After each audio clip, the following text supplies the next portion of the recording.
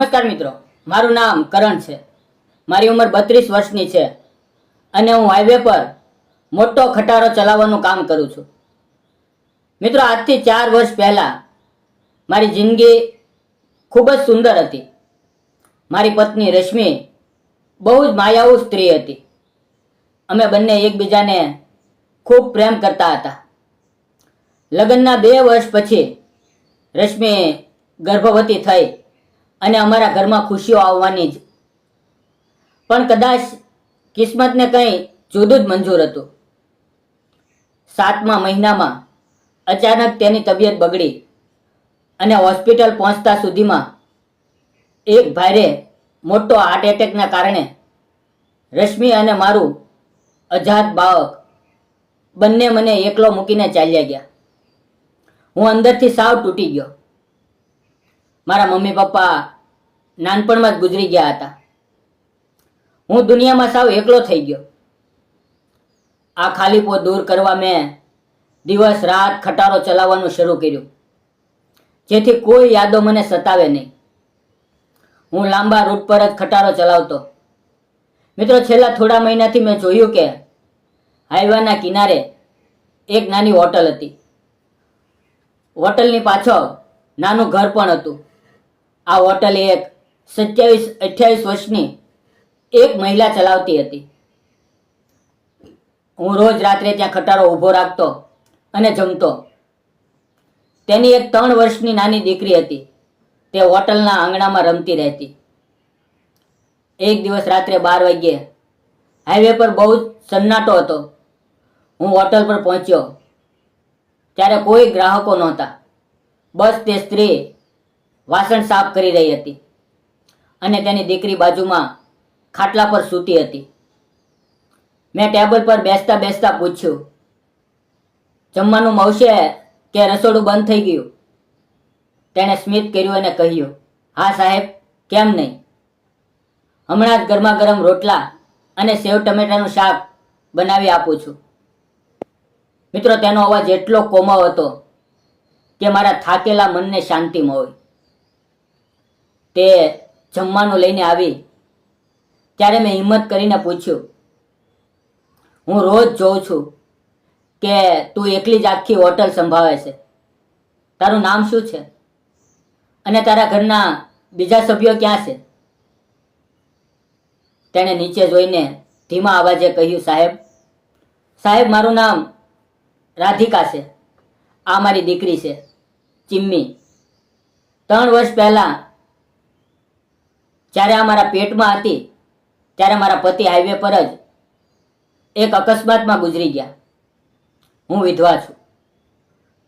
સાસરિયાઓએ કાઢી મૂકી એટલે પિયરથી આ નાની જગ્યામાં હોય તો દીકરીના પેટ માટે આ હોટલ ચલાવું છું. તેની વાત સાંભળીને મને લાગ્યું કે નસીબે અમારી બંનેની જિંદગી એક સરખી જ ઉજ્જડ કરી દીધી છે. મેં ભીની આંખો સાથે કહ્યું, સોરી રાધિકા, તને દુઃખ આપવાનો કે પહોંચવાડવાનો મારો કોઈ ઈરાદો નહોતો. મારી હાલત પણ તારા જેવી જ છે. 4 વર્ષ પહેલા મારી પત્ની અને બાળક બંને ડિલિવરી વખતે શાંત થઈ ગયા. હું પણ હવે સાવ એકલો છું. રાધિકાએ મારી તરફ જોયું. તેની આંખોમાં હમદર્દી હતી. તે બોલી, સાહેબ, વિધાતાની રમત આગળ કોઈનું જોર નથી ચાલતું. મિત્રો, એ રાત્રે અમારા 2 તૂટેલા દિલો વચ્ચે શબ્દો વગર એક આત્મીયતા બંધાઈ ગઈ. એ દિવસ પછી હું રોજ રાત્રે ત્યાં રોકાતો. રાધિકાની દીકરી ચિમ્મી પણ હવે મને ઓળખી ગઈ હતી.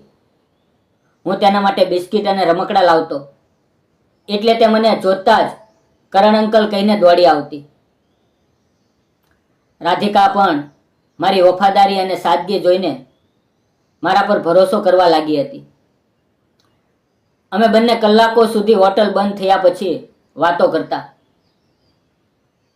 એક દિવસ રાત્રે બહુ જ વાવાઝોડું અને વરસાદ શરૂ થયો. હું હોટલ પર જ હતો.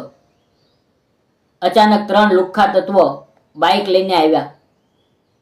તેઓ દારૂના નશામાં હતા અને હોટલની અંદર ઘૂસીને રાધિકા સાથે બેહુદી વર્તન કરવા લાગ્યા. રાધિકા ગભરાઈને રોવા લાગી અને ચિમ્મી જાગીને રાડો પાડવા માંડી. તેઓ રાધિકાનો હાથ પકડવા જતા જતા કે મારાથી રહેવાયું નહીં. મેં આગળ વધીને એક લુખ્ખાને જોરદાર લાફો ઝીકી દીધો. બાકીના બંને મારી તરફ દોડ્યા, પણ ખટારો ચલાવીને મજબૂત થયેલા મારા હાથ સામે તેઓ ટકી શક્યા નહીં. મેં ત્રણેયને ધોકાથી બરાબરના ફટકાર્યા અને હાઈવે પર ભગાડી મૂક્યા. રાધિકા ધ્રુજતી ધ્રુજતી ખૂણામાં ઊભી હતી. ચિમ્મી જોર જોરથી રડતી હતી. મેં પહેલા ચિમ્મીને તેડીને શાંત કરી. પછી રાધિકા પાસે જઈને તેનો ધ્રુજતો હાથ પકડ્યો. એ શાંત માહોલમાં માત્ર વરસાદનો અવાજ હતો અને અમારા શ્વાસોની ગતિ તેજ થઈ ગઈ હતી. મેં રાધિકાની આંખોમાં જોયું, જ્યાં ડરની સાથે મારા માટે અદ્ભુત આદર અને પ્રેમ છલકાઈ રહ્યો હતો. મેં ધીમેથી રાધિકાના હોઠ પર આંગળી મૂકી અને કહ્યું, રાધિકા, રાધિકા, રડ નહીં. હવે તું એકલી નથી. રાધિકાએ રડતા રડતા કહ્યું, કરણ, એકલી સ્ત્રી માટે આ દુનિયા બહુ વસમી છે. આજે તમે ન હોત તો મારું શું થાત? મેં હિંમત ભેગી કરીને તેનો હાથ વધુ મજબૂતાઈથી પકડ્યો અને પૂછ્યું, રાધિકા, જો તારી સહમતિ હોય તો શું તું આખી જિંદગી મારો હાથ પકડીશ?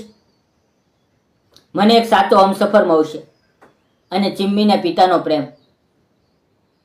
હું તને વચન આપું છું કે તમારા બંને પર કોઈ આંચ નહીં આવવા દો. રાધિકા મારી વાત સાંભળીને સ્તબ્ધ થઈ ગઈ. તેણે ચિમ્મી તરફ જોયું, જે મારા ખંભા પર માથું મૂકીને શાંત થઈ ગઈ હતી. રાધિકા ભાવુક થઈને મને ગળે લાગી ગઈ અને ધીમેથી બોલી, મને મંજૂર છે.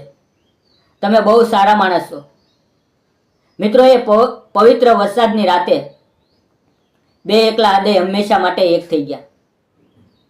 બીજા જ અઠવાડિયે મેં રાધિકાના પિતાની સંમતિ લીધી અને મંદિરમાં બહુ સાદગીથી તેની સાથે લગ્ન કરી લીધા.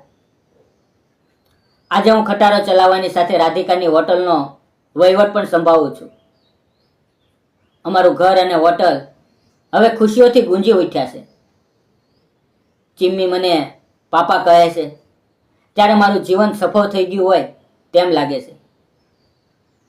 મિત્રો, સાચો પ્રેમ ક્યારેય પરિસ્થિતિ નથી જોતો. તે તો મુશ્કેલ સમયમાં એકબીજાની ઢાલ બનવામાં છે. જો તમને કરણ અને રાધિકાની આ નવી હાઈવે પ્રેમ કથા ગમી હોય તો વિડીયોને લાઈક, શેર અને ચેનલને સબસ્ક્રાઈબ જરૂર કરજો. ફરી મળશું એક નવી વાર્તા સાથે. ત્યાં સુધી આવજો.